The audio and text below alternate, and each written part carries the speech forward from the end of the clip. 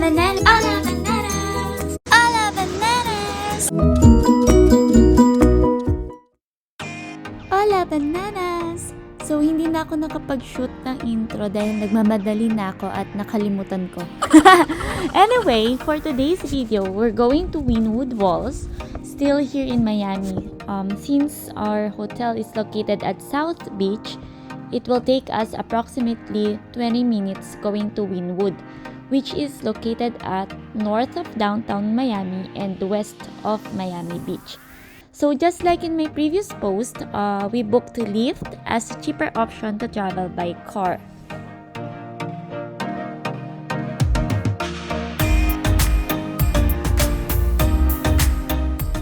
So ayan guys, after 20 minutes, nakarating na kami dito sa Wynwood Art District. Quick trivia lang, Wynwood is one of the city's most happening districts. Isa siyang neighborhood here in Miami, Florida, where the surrounding streets have converted warehouse housing into craft breweries and funky art galleries. Ayan guys, as you can see, there are murals throughout this neighborhood. Very Instagrammable siya every side of the street and super colorful yung murals everywhere you look. Hindi mabibigyan ng justice ng pagvi-video ko or ng any camera na yung mga colorful and how detailed yung murals dito. But among the street arts and murals throughout this neighborhood, the centerpiece here is the Wynwood Walls. Wynwood Walls was established in 2009 by the legendary Tony Goldman of Goldman Properties as an outdoor museum of international street art. It is now one of the best venues in the world to see the work of leading street artists from all over the world. So guys, nandito na tayo sa main entrance ng museum kung saan mabibili yung ticket, which is contact lens. As you can see here, kahit dito sa main entrance, makita nyo madami pa ring paintings from different artists. And by this time, ticket price is only $12. Ang entrance. So, iba't ibang klaseng art yung makikita nyo. Kagaya nito, hindi lang puro murals and paintings. And next to each art, merong artist name and QR code which you can scan to learn more about the artist and the art itself.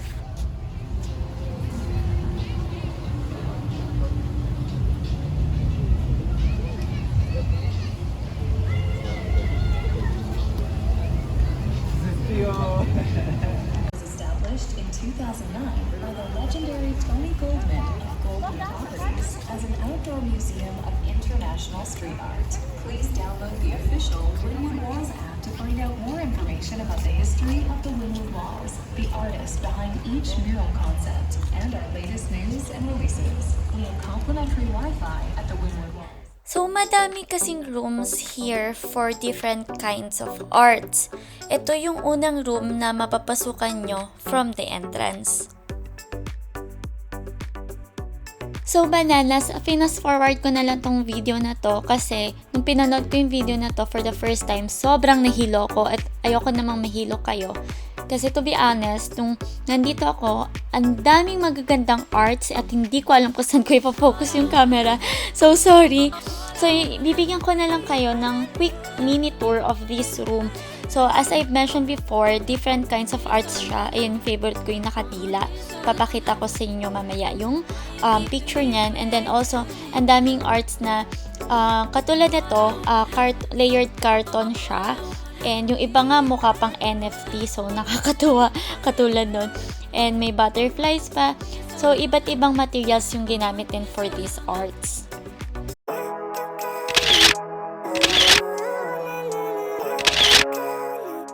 Now, this is the other side. More arts in the wall.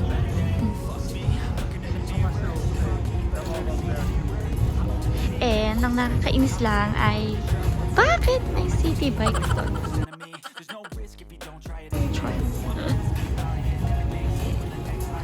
So nice. Everything's so nice. So let's see one of the arts. details, right? So nice.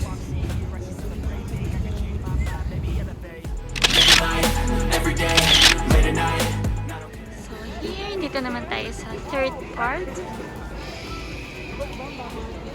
ng area.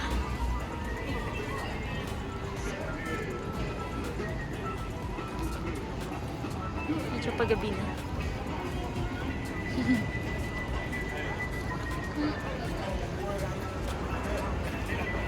Yan, madaming mga ano dito, actually, IG stores.